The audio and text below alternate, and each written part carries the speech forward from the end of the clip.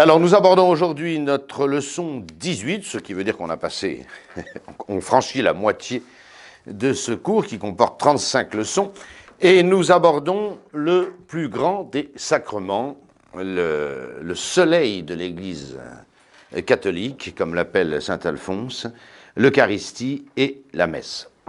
Ceci nous retiendra 2 leçons, parce que d'abord la matière est abondante, que c'est le sacrement de la vie de l'Église, et que, de toute manière, il y a 2 volets dans ce sacrement unique de l'Eucharistie et de la messe, qui n'en font qu'un, et nous devons l'aborder sous ces 2 aspects, de l'Eucharistie et de la messe. Alors, il y a une remarque très importante à faire en commençant, pour ne pas retomber dans les erreurs des années 50, où on enseignait très bien l'Eucharistie et pratiquement la messe, le sacrifice de la messe, était passé quasiment par pertes et profits. Moi-même, j'ai été au catéchisme dans ma chère paroisse Saint-Jean-Baptiste de Sceaux. Le cours sur l'Eucharistie était très bien fait par M. le curé. Le cours sur la messe, pratiquement inexistant. C'est quand même curieux. Or, ce qui fait l'unité de cet unique sacrement, c'est le Saint-Sacrifice de la messe. Et j'espère vous le démontrer. Ce sera la petite note didactique qui arrive juste après l'introduction. Alors, l'Eucharistie, ce sacrement de l'Eucharistie, le mot vient du grec qui signifie action de grâce. Il y a beaucoup de finalités dans ce sacrement, mais cette finalité qui a été retenue, c'est une des 4, c'est l'action de grâce, qui culmine dans la messe au moment de la préface, qui est vraiment le chant d'action de grâce, et qui a donné son nom à l'ensemble de ce sacrement, c'est-à-dire à l'ensemble de la messe. L'Eucharistie est donc le sacrement du corps et du sang de notre Seigneur Jésus-Christ, présence réelle, offert à Dieu en sacrifice. Et voilà bien l'unité de ce sacrement. C'est pas simplement que Jésus-Christ est présent dans l'Eucharistie, nous allons voir cela en détail, mais c'est que ce corps et ce sang de notre Seigneur Jésus-Christ sont offerts dans un sacrifice, fait à Dieu pour beaucoup de raisons, la gloire de Dieu, la louange de Dieu, l'Eucharistie, l'action de grâce, mais aussi la propitiation, la rémission des péchés, et également la demande de grâce. Donc vous voyez, c'est un tout, l'Eucharistie. Et ce tout de l'Eucharistie, c'est le Saint-Sacrifice de la messe. Donc vous verrez que, mais j'y reviendrai, l'Eucharistie est le moyen et la participation à ce point culminant qui est le sacrifice de la messe. Donc finalement, le plus grand des sacrements, c'est le Saint-Sacrifice de la messe.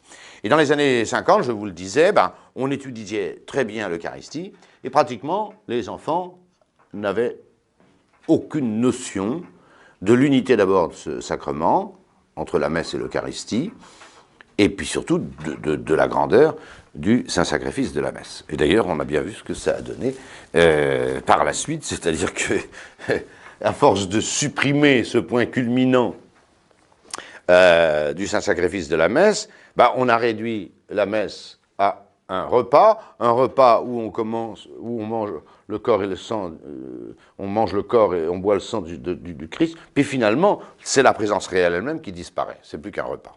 Voilà. Alors c'est très important de faire l'unité de ce sacrement. C'est d'ailleurs pourquoi j'ai cette note didactique, pour des raisons pédagogiques. Nous allons étudier d'abord l'Eucharistie, c'est-à-dire la présence réelle de notre Seigneur Jésus-Christ. Mais il ne faudra jamais perdre de vue que nous étudions une partie de ce sacrement qui s'inscrit dans un tout, dans une unicité, dans une spécificité qui est le Saint-Sacrifice de la messe. Donc pour des raisons pédagogiques, nous étudions d'abord l'Eucharistie, c'est-à-dire la présence réelle de notre Seigneur Jésus-Christ, et ensuite, la semaine prochaine, le Saint-Sacrifice de la messe. Mais il faut comprendre que l'ordre devrait être inverse. L'ordre théologique, il est inverse.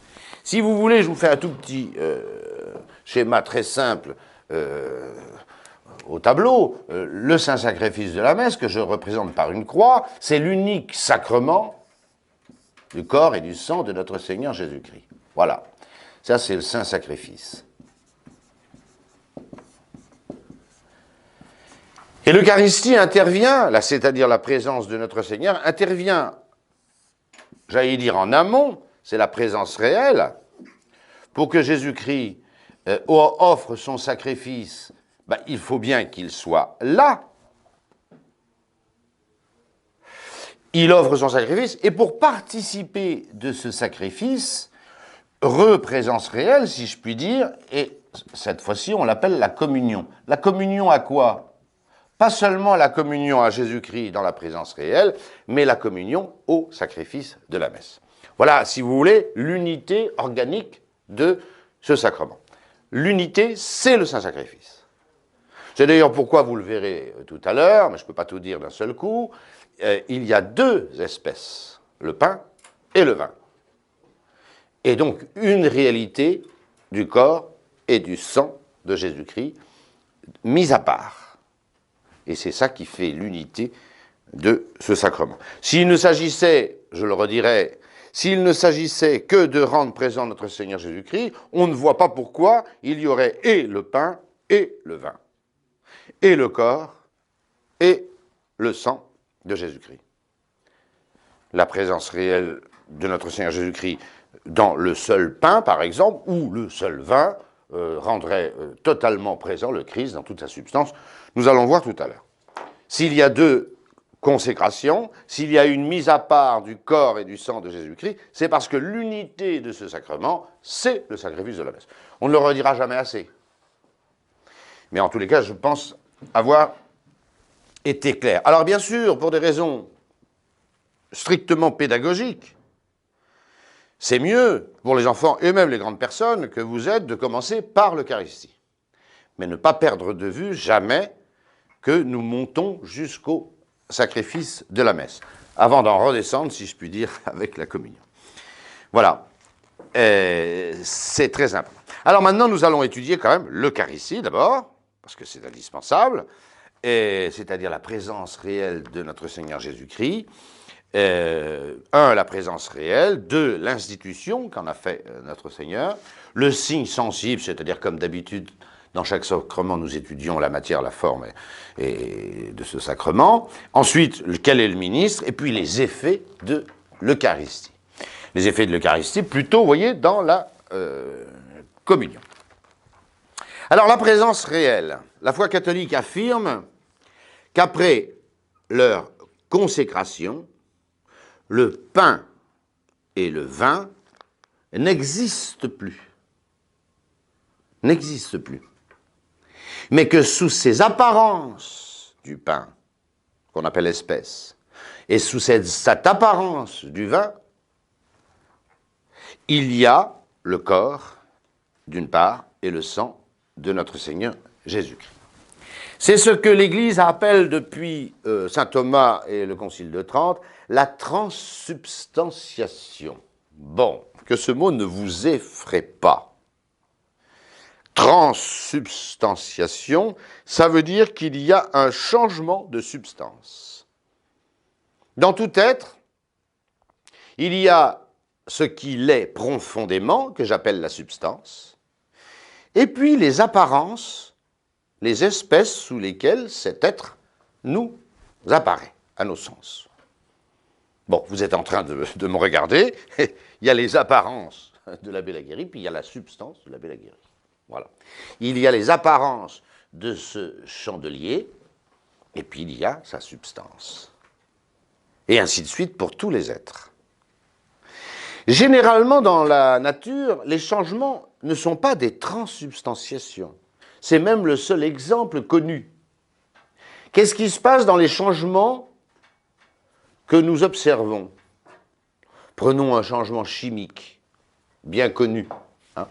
On sait que l'eau qu'on boit, l'eau qui nous lave, elle est faite de, si je ne veux pas dire de bêtises, de deux atomes d'hydrogène, je crois, et un atome d'oxygène. Voilà. Ça fait de l'eau. Ça fait de l'eau. Quand vous changez de l'eau en ces deux gaz, hydrogène et oxygène, vous ne faites pas une transsubstantiation. Vous faites ce que les philosophes appellent un changement substantiel. Prenons un exemple plus simple que cet exemple chimique, mais il est bon, hein. Prenez du jus de raisin qui devient du vin en fermentant. Ou prenez du vin qui devient du vinaigre à force de dégénérer. Il y a quelque chose qui est permanent là-dedans. Il y a quelque chose qui demeure. Dans un changement, il y a une chose qui change et une chose qui demeure. Sinon, ce n'est pas un changement. Sinon, ce n'est pas un changement. Voilà. Ce qui demeure, c'est la matière. La matière est la même. Entre du jus de raisin non fermenté et du vin, la matière est la même. Mais il y a eu un changement de forme. Voilà. Et ainsi dans tous les changements. Dans tous les changements. Un menuisier qui prend du bois pour construire une très belle armoire normande ou une très belle table Henri IV, il fait un changement de forme, mais la matière, c'est toujours la même, c'est le bois. Ce changement de la transsubstantiation n'est pas un changement substantiel. Il est un changement de la substance. C'est pareil. C'est toute la substance qui disparaît, y compris la matière. Et dans l'Eucharistie, il n'y a plus la matière du pain. Il y a les apparences du pain, uniquement. C'est toute la substance qui a laissé place à celle du corps. C'est pour ça qu'on a trouvé un mot spécial pour indiquer la nature spécifique de ce changement, qui n'existe pas dans la nature. Les changements dans la nature, ils sont des changements de forme substantielle. La matière demeure et la forme change. Là, ce n'est pas le cas. La matière disparaît aussi, de sorte qu'il n'y a plus du tout du pain, après la transsubstantiation. Il ne reste qu'une chose du pain, les apparences. Encore appelées en théologie, les espèces. C'est pour ça qu'on parle des saintes espèces. L'apparence est la même. Tout ce qui va venir frapper nos sens demeure le même. Le goût, la couleur, tout ce qui apparaît. C'est ça que veut dire espèce, c'est ce qui vous apparaît. Voilà. C'est pourquoi l'Église, à la suite de saint Thomas d'Aquin et le Concile de Trente, a appelé ce changement miraculeux, si je puis dire, de l'Eucharistie, transsubstantiation. Et le mot veut dire quoi? C'est-à-dire qu'il y a une substance et on passe à une autre à une autre substance. Il y avait la substance du pain, les apparences, la matière, la forme du pain. Il ne reste plus que les espèces. La matière, la forme, et donc c'est ça. La substance, c'est quoi? C'est la matière et la forme. Ont disparu pour laisser place à celle du Christ. Voilà ce changement. Pareil pour le vin, bien sûr. Voilà. Alors, évidemment, que disent les paroles de la consécration? On va voir tout à l'heure l'institution. Elles disent simplement ceci, en parlant du pain, qui est encore du pain, quand on commence cette consécration. Ceci est mon corps. Et pour le vin, ceci est mon sang, ou le calice de mon sang. Ce qui veut dire la même chose. Donc on a l'impression que les paroles de notre Seigneur Jésus-Christ n'ont mis sous l'espèce du pain que son corps, et n'ont mis sous l'espèce du vin que son sang. C'est pourquoi nous en arrivons à la loi de concomitance. Qu'est-ce que c'est? Ça veut dire que,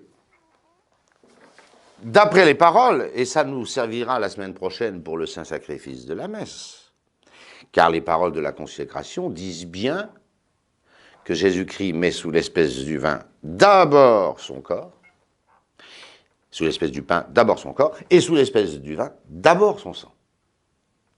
Il y aura donc une séparation du corps et du sang de Jésus-Christ. J'y reviendrai, c'est le sacrement de la messe. Car le sacrement, c'est la messe. Mais, cette loi de concomitance, qu'est-ce qu'elle dit? Elle dit d'une chose extrêmement simple, et qui est le bon sens, si je puis dire, dans l'ordre surnaturel. Est-ce que Jésus-Christ est vivant dans l'Eucharistie? Et comment? Et comment? Nous aurons l'occasion de reparler de ce long discours que fait Jésus-Christ après la multiplication des pains en annonçant l'Eucharistie. Ces paroles sont sidérantes, j'y reviendrai. Hein. Mais qu'est-ce qu'il dit en premier? Je suis le pain vivant, je suis le pain vivant descendu du ciel. Je suis le pain vivant. Évidemment que Jésus-Christ n'est pas mort dans l'Eucharistie. Au contraire, il est bien plus vivant, si je puis dire, que jamais. Il est même ressuscité, nous le verrons tout à l'heure. Et un être vivant, ça veut dire que son corps et son âme sont ensemble. C'est ça, nous avons étudié la mort, c'est la séparation de l'âme et du corps. Jésus-Christ est le pain vivant, descendu du ciel, donc sous l'apparence du corps, il y a déjà son corps, puisque les paroles le disent, mais il y a également son âme. Sinon Jésus-Christ serait mort dans l'Eucharistie. Ce ne serait pas un pain vivant, ce serait un pain mort. Il y a donc l'âme humaine de Jésus-Christ. Mais attention, depuis le mystère de l'incarnation, qui est éternel maintenant, l'âme et le corps de Jésus-Christ, c'est-à-dire son humanité, sont unis indéfectiblement, indissociablement à sa divinité. Et voilà pourquoi, par la loi de concomitance, l'Église dit que sous chaque espèce, et du pain et du vin, il y a le corps, le sang, l'âme et la divinité de Jésus-Christ, sous l'une et l'autre espèce, c'est-à-dire Jésus-Christ tout entier, la personne de Jésus-Christ, avec ses deux natures, la nature divine, la divinité, et la nature humaine, c'est-à-dire son corps et son âme. Voilà. Et parmi le corps, dans le corps, il y a le sang. C'est très important, ça, de comprendre ça. Hein. Les paroles de la consécration vont mettre à part le corps et le sang du Seigneur. Le sacrement, il est là. Mais en tous les cas, pour l'instant, nous étudions cette présence de Jésus-Christ, moyen du sacrifice de la messe, et nous disons que, par la loi de concomitance, sous chaque espèce, et du pain et du vin, il y a le corps, le sang, l'âme et la divinité de Jésus-Christ, c'est-à-dire Jésus-Christ, tout simplement. Tout Jésus-Christ. Et c'est contraire, apparemment, à ce que disent les paroles de la consécration. Ça veut dire qu'elles ont une autre signification sacramentelle que nous verrons la semaine prochaine. Quelques remarques pratiques qui sont la conséquence immédiate de ce que nous venons de dire. C'est que Jésus-Christ est entièrement présent sous chaque espèce. Voilà pourquoi, première conséquence, si vous voulez, les petites remarques qui suivent, l'Église ne fait communier généralement, sauf exception, sur quelques rites particuliers, ne fait communier les fidèles que sous une seule espèce. Voilà. Quand vous serez prêtre, je m'adresse à des séminaristes et à tous les laïcs qui m'écoutent, mais vous communierez sous les deux espèces, comme ça se fait dans certains rites, et comme on essaye parfois de le réintroduire. Ça ne présente aucun avantage théologique, aucun, zéro.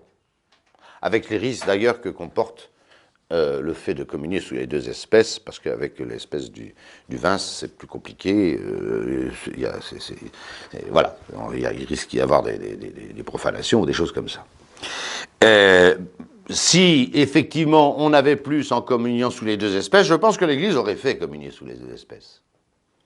Mais comme par la loi de concomitance, il y a tout Jésus-Christ sous chaque espèce, on n'a pas plus à communier sous deux espèces qu'à communier sous une espèce.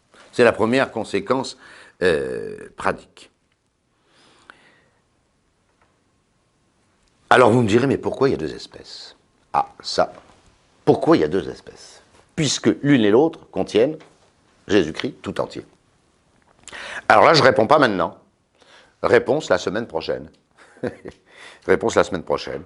Mais quand même, pour ne pas vous faire attendre une semaine, si vous êtes très curieux, un être dont vous mettez d'un côté le corps et de l'autre côté le sang, c'est un être que vous immolez. Prenez n'importe lequel d'entre vous Si je mettais son corps d'un côté et son sang de l'autre, je l'aurais égorgé. D'accord? Je l'aurais saigné, égorgé. Ah, voilà. Et c'est ça le sacrement, c'est cette signification de mise à part du corps et du sang qui réalise le saint sacrifice de la messe. Mais c'est mon sujet de la semaine prochaine, donc je ne vais pas plus loin, j'en ai déjà beaucoup dit. L'institution de ce sacrement, c'est très important, parce que vous comprenez que pour faire une chose aussi inimaginable que l'Eucharistie, c'est inimaginable l'Eucharistie.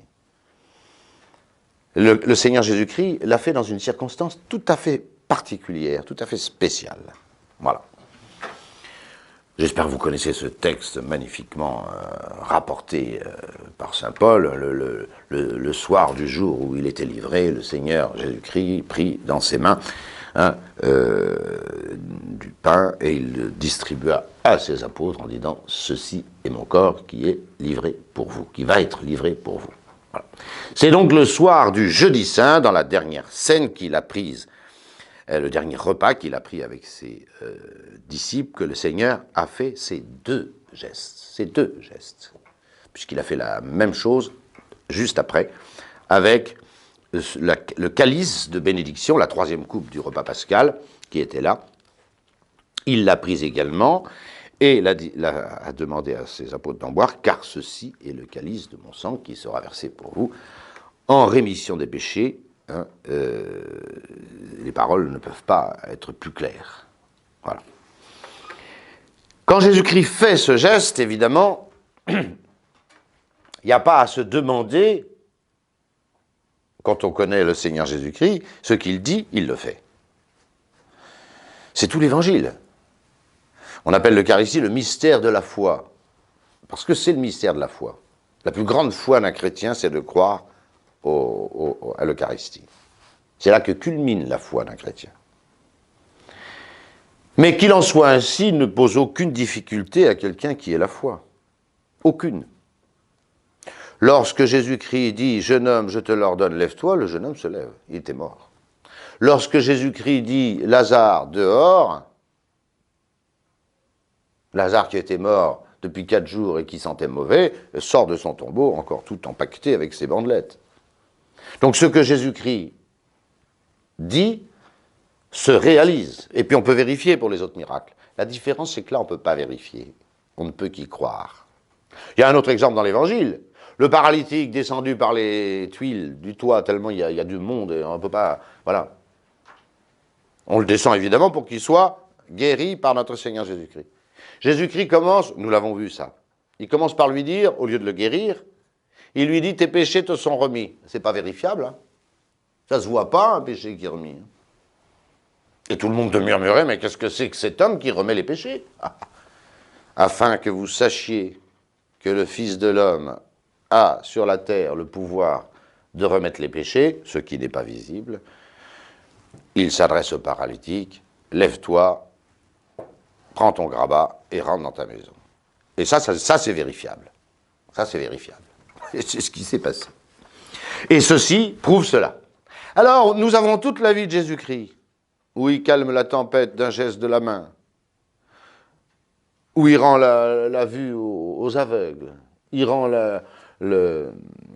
l'audition aux sourds, il fait parler les bègues et les muets, il fait marcher les estropiés, il ressuscite les morts. Quand Jésus-Christ dit « ceci est mon corps », c'est son corps. Quand il dit « ceci est mon sang », c'est son sang. Point barre. Et puis on n'a pas d'autre preuve. C'est pas vérifiable, ça. Ça n'est pas vérifiable. C'est le sommet, c'est pour ça que dans les paroles même de la consécration, on rajoute « mysterium fidei ». Parce que c'est une chose que Dieu nous demande de croire, alors que c'est une chose absolument invérifiable, si ce n'est, ah ben c'est change tout, si ce n'est les paroles même du Seigneur Jésus-Christ. Jésus-Christ fait ces deux gestes, il va être livré le lendemain, il va mourir sur la croix. Il ajoute cette petite phrase à ses apôtres, et à ses seuls apôtres qui sont là, à qui il donne ce pouvoir, il leur dit « vous ferez cela en mémoire de moi ». Vous le referez. Ce que j'ai fait, jamais on n'aurait osé dire la messe si le Seigneur ne nous en avait pas donné l'ordre. Attendez. L'ordre dans tous les sens du mot. l'ordre, c'est-à-dire de donner un ordre, de refaire ça. Et si Jésus-Christ donne l'ordre aux apôtres et à leurs successeurs, validement ordonnés, de refaire la même chose que lui, c'est qu'ils en ont le pouvoir. Évidemment. Toujours le même principe. Ce que Jésus-Christ dit, arrive. Ce que Jésus-Christ dit, arrive. Jésus-Christ dit à ses apôtres, ce que je viens de faire, prendre du pain et en faire mon corps, prendre du vin et en faire mon sang, vous ferez cela, vous le ferez. Et le Concile de Trente précise que c'est par cette phrase que Jésus-Christ ordonne ses apôtres, leur donne le sacrement de l'ordre, dont l'acte principal est la célébration du Saint-Sacrifice de la messe. Alors est-ce que les apôtres ont été ordonnés comme les prêtres par l'imposition des mains de... Non, non, pas besoin. Pourquoi? Parce que Jésus-Christ, lui, donne la grâce sans sacrement. Il fait ce qu'il veut. C'est le Fils de Dieu. Donc il peut pardonner les péchés simplement en le signifiant. Il n'a pas besoin de passer, comme nous, par les sacrements. Notre efficacité de prêtre vient, elle passe par cette vertu instrumentale des sacrements. Jésus-Christ n'a pas besoin de passer par un rite. Absolument pas besoin. C'est la grande différence entre la tête et les membres. Alors les paroles de l'Évangile sont incontournables. Incontournables. Je vous ai cité une petite phrase de Luther, qui est quand même extraordinaire. Luther voulait absolument détruire le Saint-Sacrifice de la messe, et en détruisant le Saint-Sacrifice de la messe, je le cite, détruire la papauté. Car effectivement, il y a un lien absolu entre le sacrifice de la messe. Le pape, c'est le premier des prêtres. Voilà. Les évêques, c'est les seconds, et nous sommes voilà. Nous sommes de ce même sacerdoce. De ce même sacerdoce. Et vous noterez qu'entre un prêtre et un évêque ou le pape, le plus grand pouvoir de l'un est aussi le plus grand pouvoir de l'autre. La messe du pape n'est pas plus que la messe de n'importe quel prêtre de l'Église catholique. Alors, voulant détruire la papauté, et sachant que la papauté reposait sur le saint-sacrifice de la messe, Luther cherchait comment supprimer ça. Hein. Et écoutez ce qu'il dit, ce Luther. J'ai souvent beaucoup sué pour prouver qu'il n'y a dans l'Eucharistie que du pain et du vin. Mais il n'y a pas moyen d'en sortir. Le texte de l'Évangile est trop clair. C'est quand même extraordinaire d'avoir un texte comme ça de Luther. Qu'on peut citer parce que pour une fois, il n'est pas d'une grossièreté ordurière. Bon, enfin bref, c'est autre chose. Il a sué sang et eau, c'est le cas de le dire, si je puis dire, pour essayer de démontrer que c'était des paroles symboliques, qu'il y avait une panification, enfin toutes les théories les plus invraisemblables. Mais il dit quand même, l'Évangile est trop clair. Jésus prend du pain et il dit, ceci, c'est mon corps. Il prend du vin et il dit, ceci, c'est mon sang. Il n'y a pas moyen de passer... Et en plus, c'est pas symbole de ceci, c'est pas mémoire... Ceci, c'est ceci, voilà. Vous qui êtes de brillants latinistes, vous savez qu'en latin, on peut supprimer le verbe être. Ceci, mon corps. Ceci, mon sang. Ceci, mon sang. Voilà. Alors évidemment, les apôtres comprendront après ce qu'a fait Jésus-Christ. Ils auraient dû le comprendre. Bon, je ne veux pas critiquer les apôtres, je n'aurais pas été plus malin qu'eux, ni personne, mais ils auraient dû le comprendre parce que Jésus-Christ avait annoncé ce miracle. Il avait annoncé ce chef-d'œuvre de l'Eucharistie.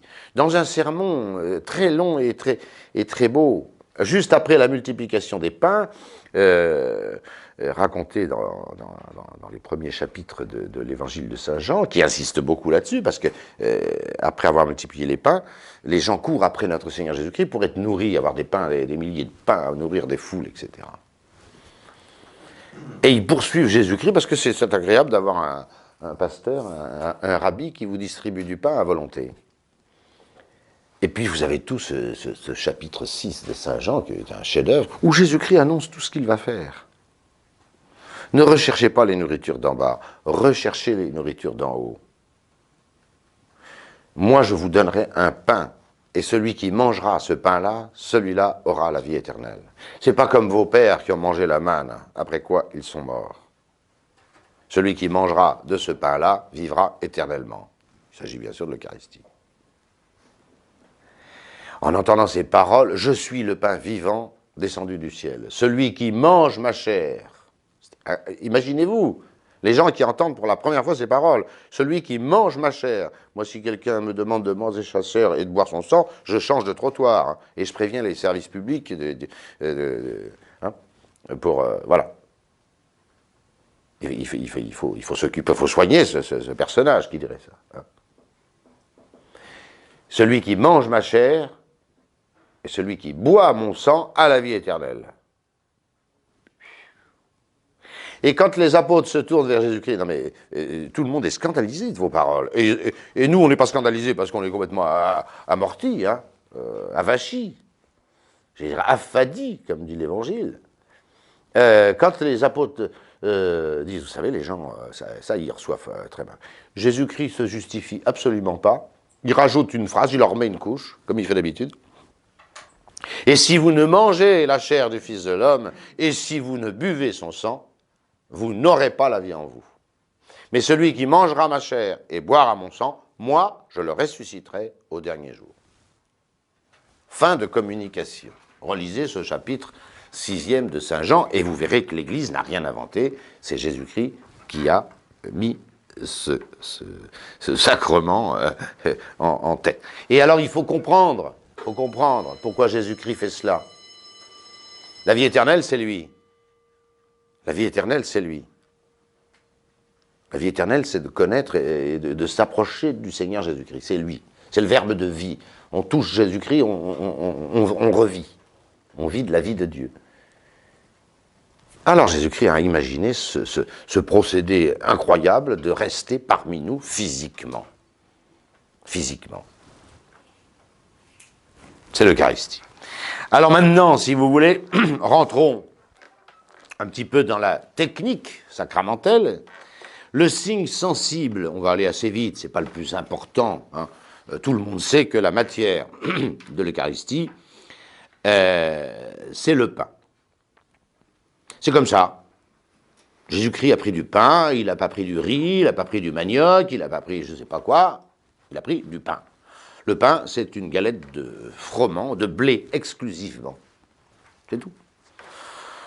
Dire la messe avec du seigle ou je ne sais pas quoi, ce serait pas valide, voilà, c'est le blé. C'est le blé qui fait... et le vin, c'est du jus de raisin dans lequel il y a encore les ferments, qui peut fermenter, qu'il soit fermenté ou pas. Par contre, vous savez, les petits cubis là, que vous achetez dans le Cormesse, qu'on vous vend, attention, ça, ce serait invalide. Pourquoi? Parce que c'est pas du vin. On a enlevé les ferments pour que, précisément, ce jus de raisin ne fermente pas. Alors que le jus de raisin soit fermenté ou pas, c'est une matière valide du sacrement de l'Eucharistie. À condition qu'on n'ait pas enlevé les ferments, qu'ils puissent fermenter. Voilà. C'est Noé qui a su qu'il y avait très peu de différence entre du jus de raisin qu'il buvait habituellement, puis du jus de raisin fermenté qui s'appelle du vin. Et il s'en est saoulé sans faute de sa part. Voilà la matière de l'Eucharistie. Ben, qu'est-ce que vous voulez, hein? On est bien obligé de prendre la matière, les deux matières, le pain et le vin, que Jésus-Christ a utilisé. Et donc il faut du froment et il faut du jus de raisin, et puis toute autre matière serait invalide. Jésus-Christ a pris du pain azime pour des raisons tout à fait historiques. Le pain n'a pas besoin d'être azime. Nous gardons cette coutume de consacrer plutôt du pain azime. Le pain azime, c'est un pain sans levure. Vous voyez bien la différence entre un pain qui a de la levure, il gonfle, etc. Il y a de l'air beaucoup dedans. Bon, voilà. Comme on était pendant la Pâque, et que les Juifs ne devaient manger que du pain azime pendant 8 jours, et il est hautement probable que Jésus-Christ ait pris du pain azime. Voilà. Et puis il y a une symbolique dans le pain azime qui n'a pas de corruption possible, puisqu'il n'y a pas de levure. Voilà. Mais ça, du pain, c'est du pain. Je vous ai déjà dit que la matière valide des sacrements, c'est celle qui tombe sous le bon sens. Le pain, c'est une galette de blé cuite. Levé, pas levé, c'est secondaire. Le signe sensible du sacrement, c'est l'espèce du vin et l'espèce du vin. Vous comprenez qu'avant la consécration, c'est du pain. C'est donc bien la matière. Mais le signe sensible de ce sacrement, le sacrement, c'est le corps et le sang du Seigneur. Qu'est-ce qui nous renvoie au corps et au sang du Seigneur? C'est les apparences du pain. Et c'est les apparences du vin. C'est pas le pain et le vin, il n'y en a plus. Alors, avant la consécration, ben c'est du pain. Mais il ne renvoie pas au corps du Seigneur.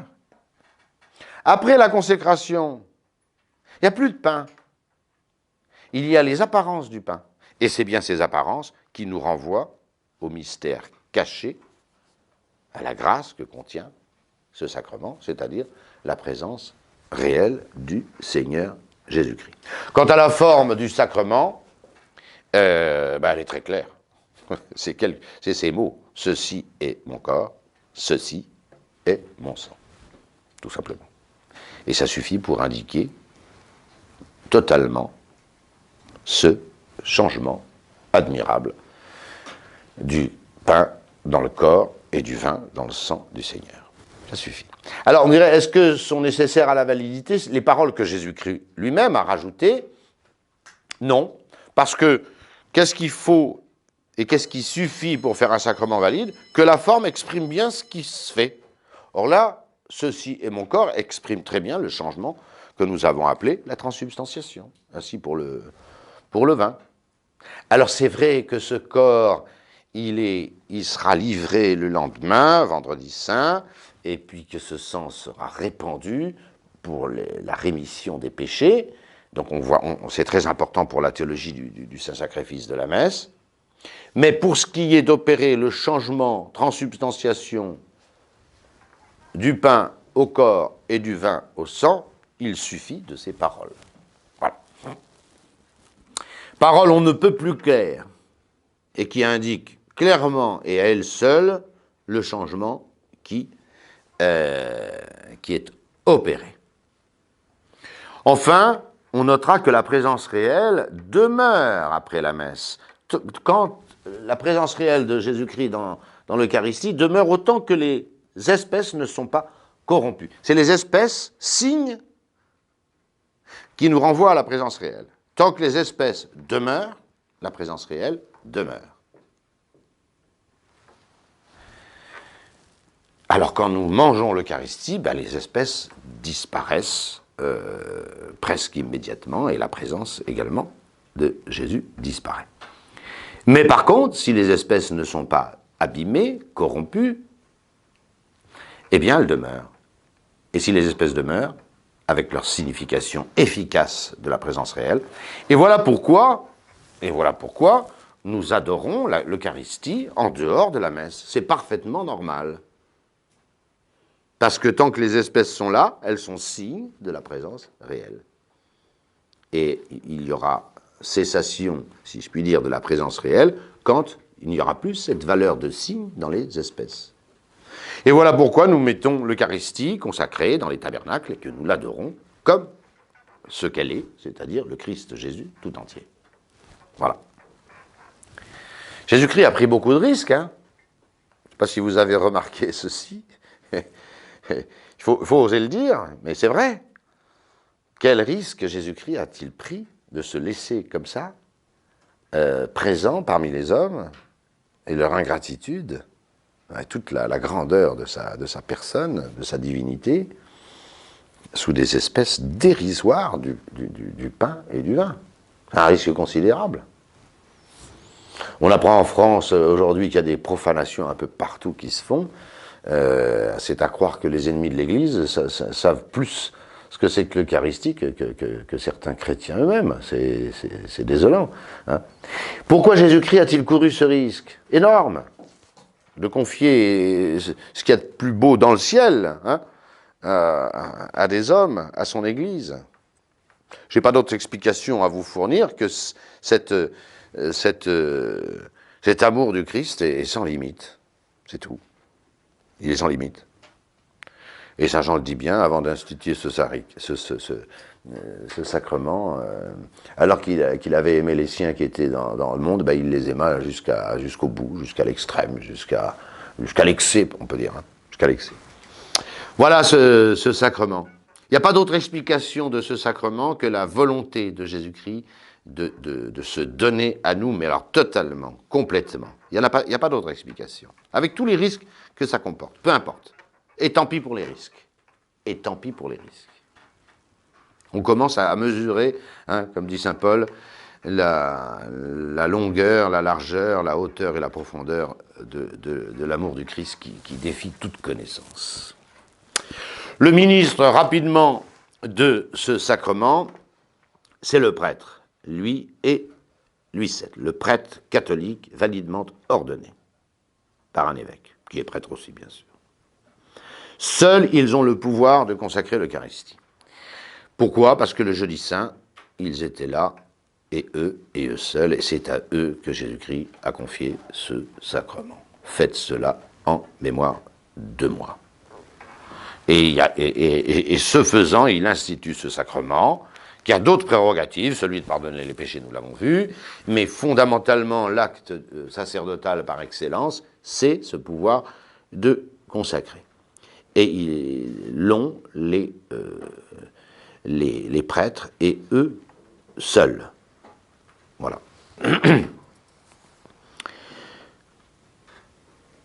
La consécration qui réalise ce sacrement n'est donc valide que faite par un prêtre. Il suffit pour le prêtre d'avoir l'intention de faire ce que veut l'Église. Il y a des bons prêtres, il y a des moins bons prêtres, et il y a même des mauvais prêtres. Mais ce qui est requis, c'est qu'il soit validement ordonné et qu'il ait l'intention de faire ce que veut l'Église. À la limite, je vous l'ai déjà dit, il n'y a même pas besoin d'avoir la foi pour confectionner validement un sacrement. Souvenez-vous de ce qu'on a dit pour le baptême. Vous voyez combien le sacrement de l'Eucharistie et la messe sont liés avec le sacerdoce.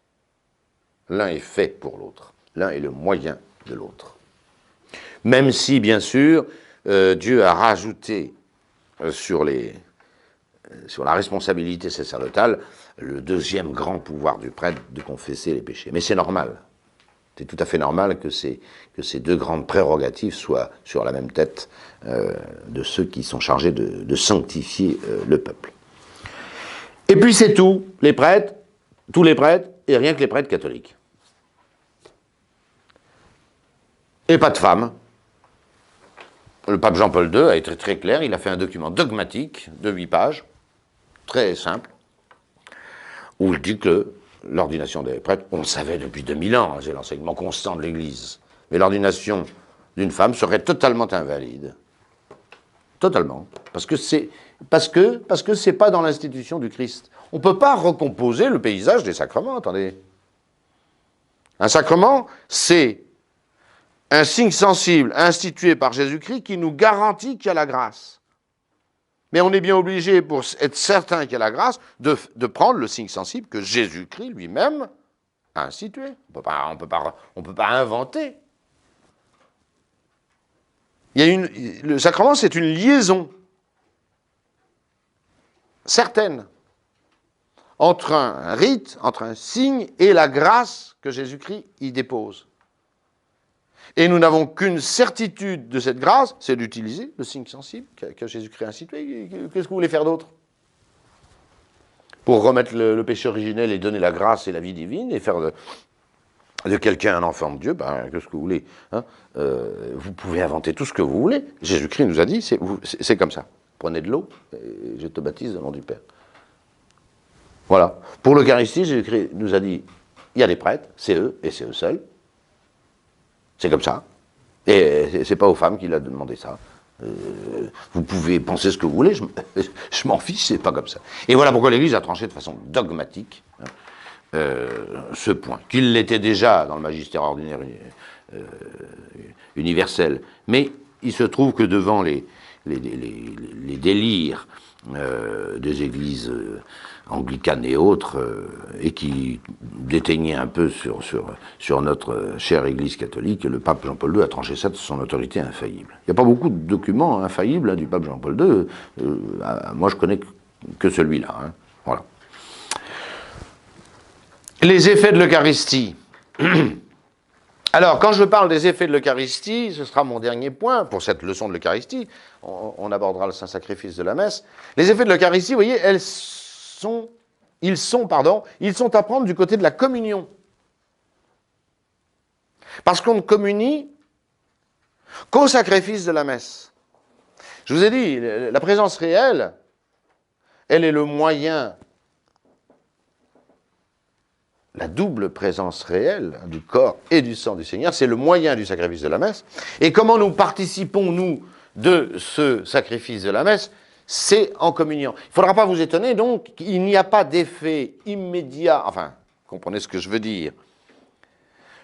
On ne communie pas pour communier, on communie pour, enfin, simplement pour avoir accès à la présence réelle. On communie aux grâces du sacrifice de la messe. Même quand on communie en dehors de la messe, même quand on communie, vous recevez la communion à domicile, vous appelez un prêtre, etc., vous communiez en dehors de la messe, vous participez au sacrifice de la messe. Vous ne pouvez pas faire autrement. Parce que l'Eucharistie, c'est le moyen sans doute, mais c'est le fruit du saint-sacrifice de la messe. Comme dans tous les sacrements, bien sûr, et plus qu'aucun autre, il y a une augmentation de la grâce sanctifiante. Celui qui me mange, celui-là vivra par moi. Extraordinaire ces paroles, toujours au chapitre 6 de Saint Jean. Celui qui me mange, celui-là vivra par moi et pour moi.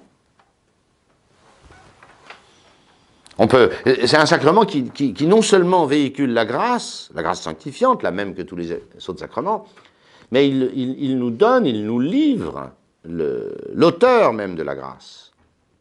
L'auteur même de la grâce. Et il y a une grâce beaucoup plus abondante dans le saint-sacrifice de la messe et la communion par l'Eucharistie que dans aucun autre sacrement, c'est évident. Et ceux qui communient régulièrement, comme faisaient tous les premiers chrétiens, ils s'aperçoivent que la vie chrétienne devient extrêmement facile. Vous qui communiez tous les jours, hein, ça vous donnera des ailes. Voilà, c'est pas toujours perceptible au jour le jour, mais c'est ça qui vous transforme. Il y a deux choses qui transforment un homme, hein, du point de vue de la vie chrétienne. Il y a la parole de Dieu, ça c'est pour nourrir l'intelligence, et il y a la fréquentation des sacrements, et spécialement de celui-là. Parce que la vie éternelle, c'est qu'ils vous connaissent, vous, le vrai Dieu, et celui que vous avez envoyé. Il y a deux grands moyens de s'approcher et de faire un avec le Christ. C'est ça, c'est la parole du Christ, l'Évangile, l'Écriture sainte, et la fréquentation immédiate, le contact, si j'allais dire, physique avec le Seigneur. J'ai bien dit physique. Dans l'Évangile, plusieurs fois, mais surtout avec cet hémorroïs là, qui courait derrière pour ne pas se faire remarquer et toucher la frange du manteau de Jésus, elle avait tout compris, cette femme. Elle était un peu timide, elle n'osait pas demander un miracle, mais elle avait tout compris. Elle se disait, si je peux toucher simplement la frange de son manteau, je serai guéri. Et si je le fais, vous voyez, je vais le faire incognito, je ne vais pas me faire remarquer. Et effectivement, elle touche la frange du manteau de Jésus et elle est guérie de son infirmité. Seulement Jésus s'en aperçoit, bon, voilà. Alors vous vous rendez compte, si cette femme, en touchant la frange du manteau de Jésus, est guérie miraculeusement, vous comprenez que l'effet de l'Eucharistie, par rapport à l'union à Dieu, est infiniment supérieur. Et c'est pas la frange de Jésus-Christ que nous touchons tous les jours. Nous avalons, hein, nous mangeons, il faut reprendre ces termes, moi je n'oserais pas les employer ces termes, nous mangeons le Seigneur Jésus-Christ. Et même les termes grecs du chapitre 6 de Saint Jean sont encore plus violents. Il s'agit de dévorer de la chair. dévorer de la chair. Boire le sang du Seigneur Jésus-Christ. Il y a une violence, hein. Il y a une violence extrême dans l'Eucharistie, et il ne faut pas essayer de la réduire. Il ne faut pas essayer. Jésus-Christ a été violent quand il a parlé de l'Eucharistie. C'est la violence de son amour, hein. Mais c'est une véritable violence. C'est une véritable violence. Encore une fois, moi, celui qui me dit tu manges ma chair et tu bois mon sang, je dis non. Hein, je dis non. C'est clair. Je dis, vous aussi. Vous aussi, vous dites non. Tout le monde dit non. Sauf qu'il s'agit du Christ. Et que quand il dit ceci est mon corps, c'est son corps. Et quand il dit ceci est mon sang, c'est son sang. C'est tout. Donc, vous voyez, l'effet premier de l'Eucharistie, c'est de mettre Jésus-Christ en nous. Et Jésus-Christ, dans son sacrifice, Jésus-Christ en même temps immolé, ce sera notre leçon de la semaine prochaine, mais aussi glorieux des 1000 feux de sa résurrection et de son ascension dans la gloire. Mais tout ça, j'y reviendrai. C'est également un gage de vie éternelle. Celui qui mange ma chair, celui qui boit mon sang, hein, vivra par moi, et moi, je le ressusciterai au dernier jour. Voilà, je le ressusciterai au dernier jour. On s'aperçoit que fréquenter l'Eucharistie réduit les vices, et en particulier la concupiscence, qu'on arrive à maintenir par une communion fréquente. Les premiers chrétiens communiaient tous les jours. Ils communiaient tous les jours.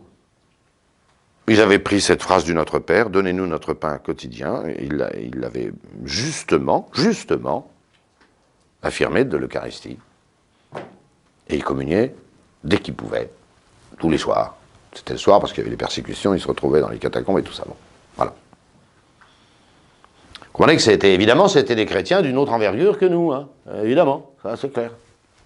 Ils avaient le risque de livrer leur vie pour Jésus-Christ assez fréquemment, et ils communiaient tous les jours. Et ceci explique cela, dans les deux sens. Bon.